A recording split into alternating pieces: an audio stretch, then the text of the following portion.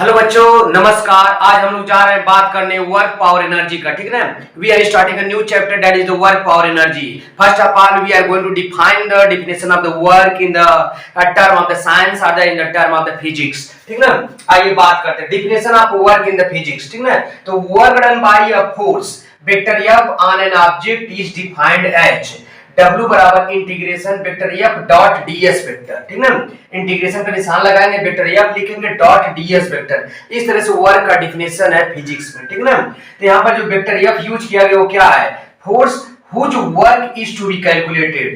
यह वेक्टर वो वाला फोर्स है जिसका हमको वर्क डन कैलकुलेट करना है। जैसे हम लोग मान लीजिए बहुत टाइप का फोर्स पढ़ चुके हैं, फ्रिक्शन फोर्स है, ग्रेविटेशनल फोर्स है, नॉर्मल फोर्स है, टेंशन फोर्स है। तो किस फोर्स का आप वर्क डन कैलकुलेट करना चाहते हो वो वाला फोर्स हमारे पास। ठीक ना। देखिए लिखा clearly work whose force is to be calculated. किस फोर्स का आप वर्क डन निकालना चाहते हैं? इतना टाइप का फोर्स पढ़ चुके हैं, तो किस फोर्स का वर्क डन निकालना चाहते हैं? That is the vector F, है ना ये। और जो ds वेक्टर लिखा गया है displacement of point of application of the force. जिस पॉइंट पे आप फोर्स लगाए थे उस पॉइंट का कितना डिस्प्लेसमेंट हुआ है, that is the ds vector, है ना ये। जिस पॉइंट पे आपने फोर्स लगाया, ठीक ना, उस पॉइंट का क्या डिस्प्लेसमेंट है? Displacement of point of application of force. ये हमारे पास ds वेक्टर है। ठीक ना। ये डिफिनेशन आपको एकदम क्लियर होना चाहिए, जैसे लिखा है एकदम ऐसे याद रखना है, दूसरा दिमाग नहीं लगाना है। ठीक ना। यह वेक्टर क्या है? फोर्स जिसका हमको वर्क डन निकालना है, और ds वेक्टर वो वाला displacement point of application of force. जिस पॉइंट पे फोर्स लगा उस पॉइंट का क्या डिस्प्लेसमेंट हुआ है, that is our displacement vector. ठीक है। अब देख रहे हैं डॉट प्रोडक्ट यूज किया है, that why we can say that work done is a scalar quantity. ठीक है। जहां डॉट प्रोडक्ट आता है कॉस्ट आ जाएगा। इसको और आगे आप लिख सकते थे, इंटीग्रेशन के आगे ऐसे लिख सकते हैं, F हो जाएगा, ds हो जाएगा और cos थीटा हो जाएगा। ये डॉट प्रोडक्ट है तो work done is a scalar quantity. इसका जो SI यूनिट हो जाएगा, देख रहे हैं फोर्स है उसका यूनिट हो जाएगा न्यूटन, डिस्प्लेसमेंट है मीटर, यानी न्यूटन मीटर हो जाएगा। और इस न्यूटन मीटर को हम लोग बोलेंगे जूल। क्या बोलेंगे? जूल। ये सब आप जानते हैं, SI यूनिट जो हो जाएगा वर्क डन का जूल है। ठीक है ना। एक चीज जो कभी कभी पूछा जा रहा है, जूल और अर्ग में रिलेशन। तो जो एक जूल हमने लिखा है, ठीक है, उसको 1 न्यूटन इनटू मीटर भी लिख सकते हैं। देखिए फोर्स है न्यूटन, डिस्प्लेसमेंट है मीटर। और आप पढ़े थे पिछली जो चैप्टर पढ़े थे उसमें पढ़े थे न्यूटन और डाइन में रिलेशन है। 1 न्यूटन में 10 की पावर 5 डाइन होता है, और 1 मीटर है तो 100 सेंटीमीटर लिख सकते हैं। मल्टीप्लाई करिए तो 10 की पावर 7 डाइन इंटू सेंटीमीटर हो गया है। और ये जो डाइन इंटू सेंटीमीटर है इसी को हम लोग अर्ग बोल रहे हैं। क्या बोल रहे हैं? अर्ग बोल रहे हैं। यानी 1 जूल में आ जाएगा 10 की पावर 7 अर्ग, है ना। यूनिट एंड डायमेंशन वाले चैप्टर में भी हम लोग ये किए थे, है ना। इसको थोड़ा ध्यान रखिएगा। अब देखिए जो यहाँ cos थीटा आ गया है, वर्क डन एंगल पे भी डिपेंडेंसी है। कैसा कैसा एंगल है फोर्स और डिस्प्लेसमेंट के बीच में, उसके बेसिस पे जो हमारा वर्क डन है, कभी पॉजिटिव हो सकता है, कभी नेगेटिव हो सकता है, कभी जीरो हो सकता है। तो उसी कंडीशन को हम यहाँ डायग्राम से बना के एनालाइज करने की कोशिश कर रहे हैं। आइए देखते हैं। हमारे पास एक मास है ना, m है। इसको हम लोग इधर फोर्स लगा के ऐसे खींच रहे हैं, इसका डिस्प्लेसमेंट सामने की तरफ हो रहा है। फोर्स ऐसे लगा रहे हैं, देखिए कुछ एंगल पे फोर्स ऐसे लगाया है, डिस्प्लेसमेंट सामने की तरफ हो रहा है। इसने इनिशियल पोजीशन दिया, फाइनल पोजीशन दिया, डिस्प्लेसमेंट इधर हुआ, फोर्स इधर लगा। इनके बीच का जो एंगल है एक्यूट एंगल है, यानी एंगल जो हमारे पास है 0 से 90 के बीच में है। ठीक है। तो एंगल अगर 0 से 90 के बीच में होगा तो cos का वैल्यू पॉजिटिव होता है, वर्क डन कैसा आएगा? पॉजिटिव आएगा, ग्रेटर देन 0 आएगा। तो हमारा वर्क डन अभी के केस में पॉजिटिव है, या ठीक ना, ग्रेटर देन 0 है। ठीक ना। अब देखिए मान लीजिए हमारे पास ये मास m था, हमने फोर्स इधर लगाया, कोई फोर्स मान इधर लग रहा है, जैसे मान लीजिए नॉर्मल लग रहा है, तो नॉर्मल है, और एक्सटर्नल फोर्स की वजह से हिजा इधर जा रहा है। तो हम अगर आपसे पूछो work done by normal force कितना हो जाएगा? नॉर्मल फोर्स इधर लग रहा है, डिस्प्लेसमेंट हो रहा है इधर, दोनों के बीच का एंगल 90 डिग्री है, तो वर्क डन क्या आ जाएगा? 0 आ जाएगा।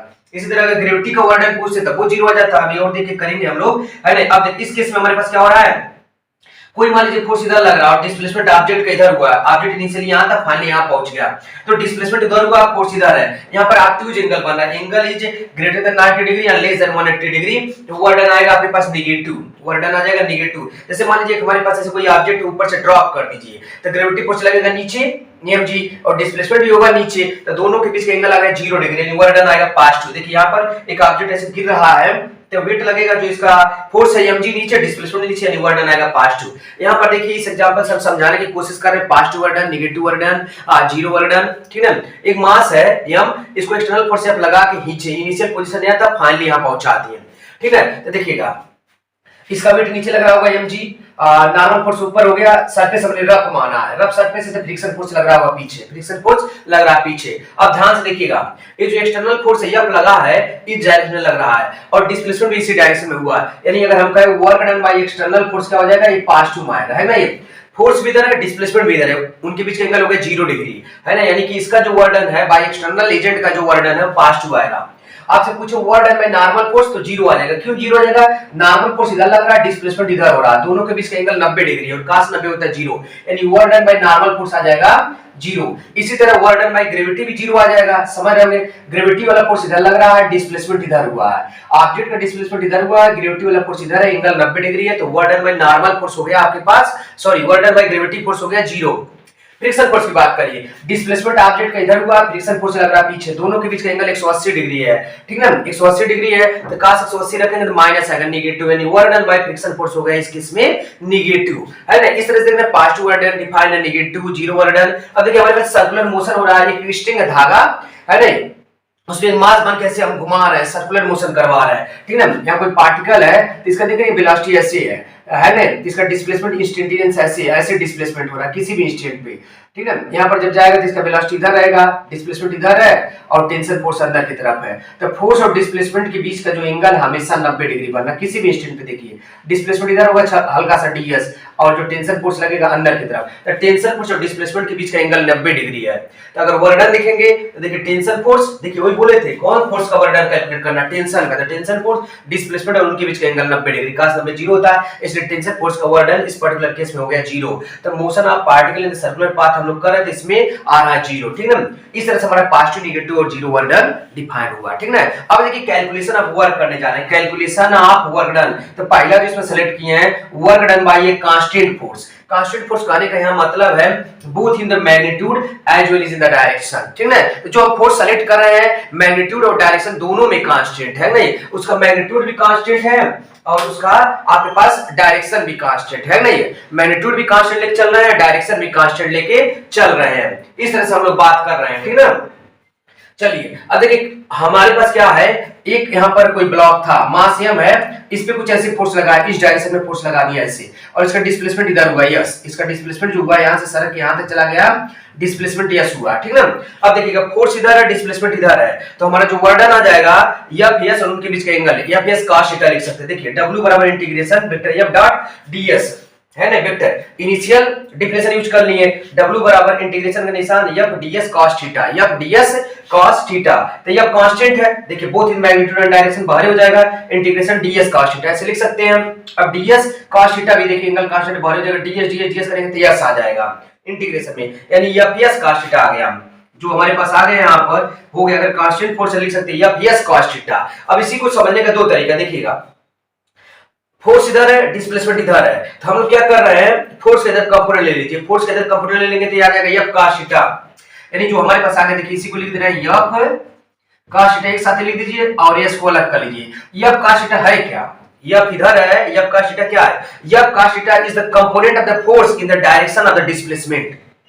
देखिए ध्यान से समझिएगा, डिस्प्लेसमेंट इधर है तो फोर्स इधर था, तो F cos थीटा क्या है, F cos थीटा जो आपके पास है कंपोनेंट है किसका, फोर्स का, किसकी डायरेक्शन में, डिस्प्लेसमेंट की डायरेक्शन में, तो इसको बोलेंगे हम लोग बोल देंगे इसको F पैरेलल, है ना ये। तो यानी कि फोर्स जो आपके पास है, फोर्स हो गया, डिस्प्लेसमेंट तो आप पूरा ले लीजिए, डिस्प्लेसमेंट पूरा ले लीजिए और फोर्स डिस्प्लेसमेंट के पैरेलल ले लीजिए, इसको ऐसे भी लिख सकते हैं, यानी कि आप लीजिए force in the direction of displacement multiply by displacement, force in the direction of displacement multiply by displacement। या दूसरा काम कर सकते थे, डिस्प्लेसमेंट इधर होगा तो इसका कंपोनेंट फोर्स की डायरेक्शन में ले लीजिए। देखिए डिस्प्लेसमेंट इधर है आपका s, डिस्प्लेसमेंट इधर हुआ था s, यहां से यहां तक जाने में, तो इसका कंपोनेंट ले लीजिए फोर्स के डायरेक्शन में, तो s है तो इसका इधर कंपोनेंट कितना जाएगा s cos थीटा, यानी कि जो इसको बोलेंगे s आप बोलेंगे पैरेलल, है ना ये हो गया। फोर्स पूरा लीजिए और डिस्प्लेसमेंट फोर्स की डायरेक्शन में ले लीजिए, फोर्स पूरा ले लीजिए और डिस्प्लेसमेंट फोर्स की डायरेक्शन में ले लीजिए, इसको ऐसे भी लिख सकते हैं फोर्स पूरा और displacement in the direction of the force, ठीक ना। ये सब डिफिनेशन तीनों के तीनों आपको याद रखना काम आता है। F s cos थीटा या फोर्स लिखिए, displacement in the direction of force लिखिए, या आप डिस्प्लेसमेंट लिखिए और force in the direction of displacement लिख दीजिए, इस तरह से हमारा ये बात हो जाएगा, ठीक ना। चलिए और आगे अगर बात करा जाए हम लोग, ठीक ना, तो न्यूमेरिकल इसी पे करते हैं, इसी बेसिक पे, ठीक ना। देखिएगा न्यूमेरिकल ग्राउंड पढ़े, बहुत जबरदस्त न्यूमेरिकल है ये सब, ठीक ना। ये force of 21 Newton it along 2i plus 2j plus k का है, ठीक ना। Object gets displaced from 1, 2, 5 to 2, 4, 3 metre. सब मीटर में दिया है। Find work done by 21 newton. देखिए पूछा find work done by 21 newton, तो यही बता रहे हैं वर्क किसका, जिसका कैलकुलेट करना उसका, ठीक ना। अब देखिए इसका इनिशियल पोजीशन दिया है, इसको आई जे के लैंग्वेज में भर दीजिए। इनिशियल पोजीशन आई का प्लस 2j का प्लस 5k का हो जाएगा। फाइनल पोजीशन है, पोजीशन वेक्टर हम लोग पढ़े थे, याद करिए, है ना। ये 2i का प्लस 4j का प्लस 3k का, आराम से लिख सकते हैं। अब डिस्प्लेसमेंट क्या होता है, change in the position, final position vector minus initial position vector. इसमें से इसको सब्ट्रैक्ट कर लिए, 2i में से i जाएगा तो i बचेगा, 4j में से 2j जाएगा 2j बचेगा, 3k में से 5k घटाएंगे माइनस 2k बचेगा, ठीक है। तो ये आ गया आपका डिस्प्लेसमेंट वेक्टर इनटू मीटर, कैसे सब मीटर में दिया, ठीक है, सब मीटर में था। अब आगे बात करिए, देखिए फोर्स दिया है 21 न्यूटन और बता रहा है फोर्स किस डायरेक्शन में काम कर रहा है। Force is acting along this particular direction, 2i plus 2j plus k का है। Force is a vector quantity, उसमें मैग्नीट्यूड भी होगा, डायरेक्शन भी होगा। तो फोर्स का मैग्नीट्यूड पता है 21 न्यूटन और डायरेक्शन क्या है, इस पर्टिकुलर डायरेक्शन में। इसको अगर देखिए तो यूनिट वेक्टर नहीं है, तो इसकी इस वेक्टर के डायरेक्शन में हमको यूनिट वेक्टर निकालना पड़ेगा, है ना। ये उसको हम लोग अगर एफ कैप कर रहे हैं, मान लीजिए जैसे एफ कैप है ना, तो क्या हो जाएगा, इस वेक्टर जो दिया है 2i plus 2j plus k का है, अपन इसको इसी के मैग्नीट्यूड से डिवाइड कर देंगे। तो इसका मैग्नीट्यूड कितना आ जाएगा, 2 का स्क्वायर 4, 4 8 9 आ जाएगा, यानी 3 निकल जाएगा। अब यहाँ का एक और दिखा रहे हैं, ये वेक्टर इक्वल टू एफ का मैग्नीट्यूड और एफ का डायरेक्शन, ठीक है। देखिए मैग्नीट्यूड 21 है, उसका डायरेक्शन यहाँ से निकाल रहे हैं, दिख रहा है ना। इस वेक्टर को इसी के मैग्नीट्यूड से डिवाइड कर देंगे तो यूनिट वेक्टर आ जाएगा। है क्या होगा, ये आपका क्या, unit vector in the direction of the force, है ना। फोर्स इधर लग रहा है, उसकी डायरेक्शन में यूनिट वेक्टर, है ना। तो यूनिट वेक्टर निकालेंगे इसका यहाँ से, सीखे थे वेक्टर में, है ना। तो मैग्नीट्यूड से डिवाइड करने का था, देखिए 2 का स्क्वायर 1 का स्क्वायर 4, 4 8 9 3 हो जाएगा, है पूरा 3 हो जाएगा। 21 से काटेंगे 7 आ जाएगा, यानी 7 का गुणा करें 7 दूनी 14, 7 दूनी 14, 7 का नाम 7, यानी कि 14 है, 14j प्लस 7k कैप हो गया। ये आ गया फोर्स, ये वेक्टर आ गया और ये वेक्टर आ गया। अब दोनों का डॉट प्रोडक्ट करवा दीजिए तो वर्डन आ जाए, वर्डन बराबर वेक्टर ये डॉट वेक्टर यस है। ध्यान से देखिएगा, i वाले का i में गुणा होता है, j वाले के j में गुणा होता है और k वाले का k में गुणा होता है। ये तो समझ ही रहे हैं, है ना। ये तो हो जाएगा 14 और ये हो जाएगा 14 दूनी 28 और ये हो जाएगा -14 और प्लस 14 कैंसिल आउट, 28 जूल आ जाएगा, ठीक है। इस तरह से हम लोग इसको कैलकुलेट करें। इसमें थोड़ा सा कांसेप्ट था यूनिट वेक्टर का, ठीक है। कोई भी अगर है दिया था वेक्टर, इसके डायरेक्शन में फोर्स लग रहा है तो उसका यूनिट वेक्टर निकाल लीजिए और फोर्स इज वेक्टर क्वांटिटी, उसका मैग्नीट्यूड भी देखना, डायरेक्शन तो वेक्टर मिल जाएगा, फोर्स वेक्टर डिस्प्लेसमेंट वेक्टर दोनों का डॉट प्रोडक्ट कराइए, आंसर आ जाएगा, ठीक है ना। चलिए अगला क्वेश्चन देखते हैं। कह रहा 18 kg ब्लॉक है, 18 kg block placed on A rough horizontal floor, rough horizontal floor is being, ठीक है, pulled bye a constant force 50 Newton, being pulled bye a constant force 50 Newton. Coefficient of kinetic friction between the block and the floor is 0.4, coefficient of kinetic friction है 0.4, ठीक ना।